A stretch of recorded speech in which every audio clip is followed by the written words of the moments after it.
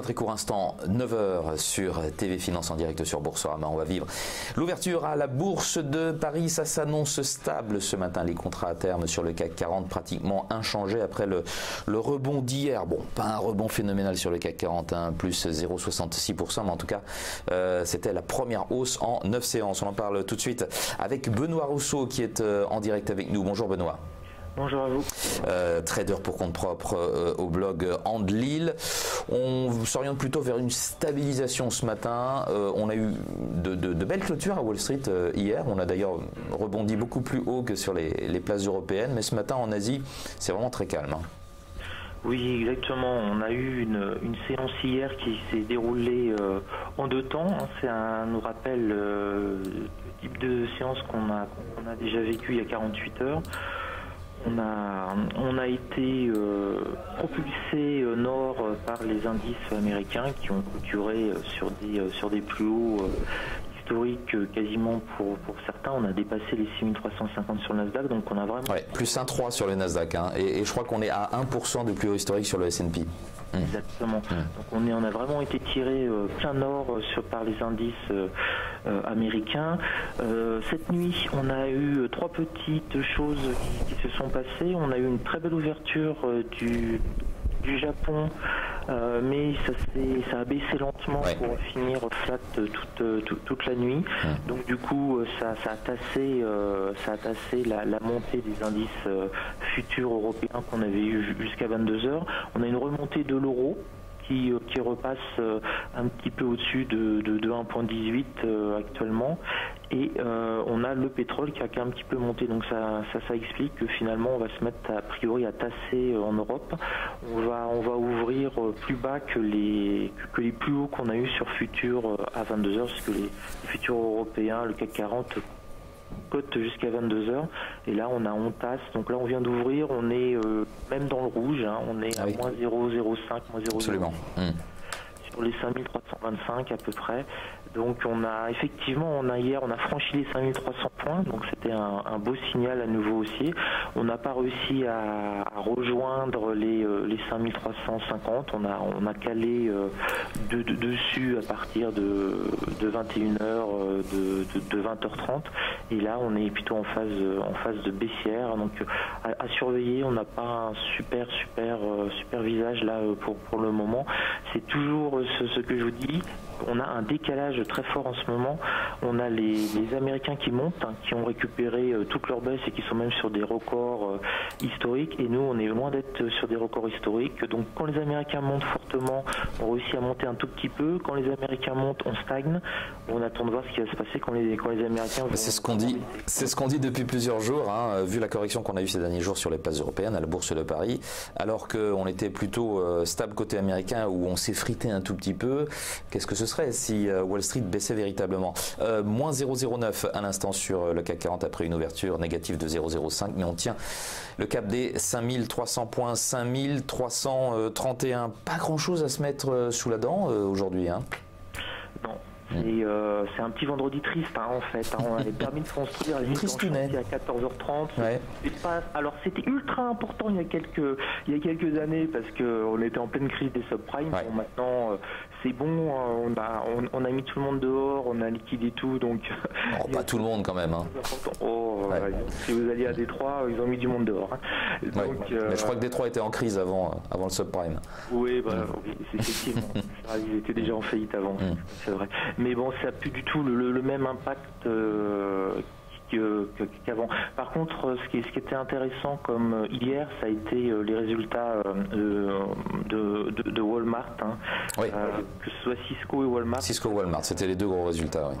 C'est ça qui ont tiré en plein nord les indices européens. Et puis on en parlait encore hier, on a progressé sur la réforme fiscale de Trump. Donc ça a vraiment été aussi une bouée d'oxygène pour les indices américains. On a à la Chambre des représentants. Hein. Voilà, la Chambre des représentants a validé, donc maintenant ça passe au Sénat, et ça va être peut-être un peu plus compliqué au Sénat, mais en tout cas ils ont vraiment la volonté d'aboutir rapidement notamment au Sénat avant Thanksgiving, de ce que j'ai lu, donc ils sont vraiment en marche forcée pour que Trump puisse signer éventuellement cette réforme avant Noël. Ah oui. Donc, oui, c'est vraiment. Donc ce serait un petit peu plus tôt que l'anticipation qu'on avait depuis quelques jours maintenant, qui était plutôt début 2018. Hein. C'est ce qu'on a entendu en tout cas chez les Républicains qui essayent, les Sénats du Sénat le plus rapidement possible. Alors, au Sénat, c'est là où ça peut bloquer. On a John McCain par exemple, Bob Corker et Lisa Murkowski de mémoire qui avaient voté contre l'abandon de l'Obamacare. Donc voilà, ce sont des sénateurs républicains qui peuvent s'opposer aux directives du parti. Ils sont 3. Et pour que ça passe au Sénat, il faut que Trump ait une majorité que de 2 voix de républicains. Donc ça peut capoter ou ça peut sortir flat aussi, ce qui sera assez rigolo. Avant de poursuivre cette conversation, Benoît, on regarde les valeurs qui bougent le plus au sein du CAC 40 ce matin. Sodexo, puisque le marché est en baisse, on va commencer avec les baisses. Sodexo qui continue sur sa tendance baissière d'hier, moins 1,78. On a Carrefour qui suit, sur lequel on corrige un petit peu, moins 0,45. Bouygues, sur lequel on prend une partie de ses bénéfices, c'était la plus forte hausse et de loin hier, moins 0,4. Bouygues qui se retrouve à ses niveaux d'avant-crise. Et puis on se reprend sur les valeurs qui étaient vendues ces derniers jours. Le pétrole, notamment Technip FMC, gagne 1,07. ST Micro continue de progresser. On a des valeurs défensives aussi qui sont bien orientées aujourd'hui. Pernod Ricard, plus 0,47. Kering, plus 0,26%. Avant de se quitter, Benoît, un petit mot de ce que vous regarderez ces prochains jours, la semaine prochaine. Excusez-moi, je n'ai pas entendu, ça coupe. Benoît, qu'est-ce que l'on regardera ces prochains jours, un petit peu les grands moments de la semaine prochaine? Y en a-t-il d'ailleurs? Ah oui, d'accord. Il y en a?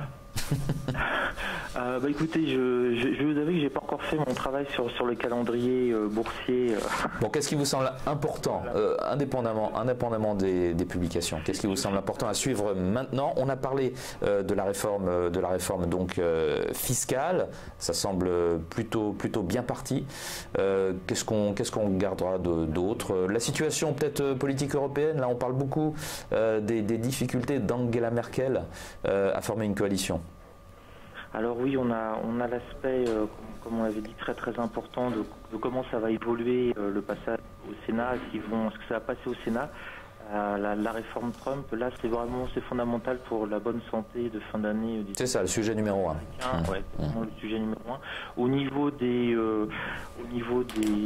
résultats des entreprises, on n'a quasiment plus rien, notamment sur le CAC 40. Bon, il y a Air Liquide le 23 novembre qui fait une assemblée, mais on n'a quasiment plus de résultats annuels. On a tiré vacances, mais il faut vraiment être actionnaire du groupe pour le savoir. Donc on va plutôt naviguer sur l'approche du Thanksgiving, qui est aussi un moment extrêmement clé. C'est pour ça que je vous ai parlé. Et puis les ventes du Black Friday aussi, ça va être aussi un truc important. Le Black Friday, oui. Et surtout les résultats du Black Friday. Ça, voilà. Les Américains ont fait chauffer la carte bleue si on a encore battu un high score.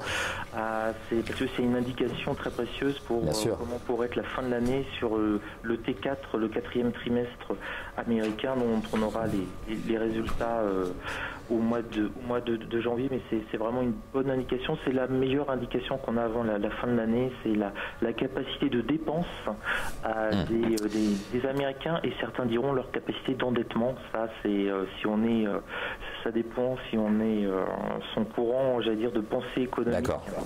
Black Friday et Cyber Monday, je crois, qui le suit. Moins 0,06 pour Visa. Pardon? Très très important pour Visa, ces résultats-là aussi. D'accord. Pour l'action Visa. Visa, moins 0,06%, donc 5330, et Technip FMC qui se reprend, plus 0,83. Sodexo qui continue de chuter, moins 2,7. Merci Benoît Rousseau, très bon week-end à vous. Et à la semaine prochaine, trader pour compte propre au blog Andlil.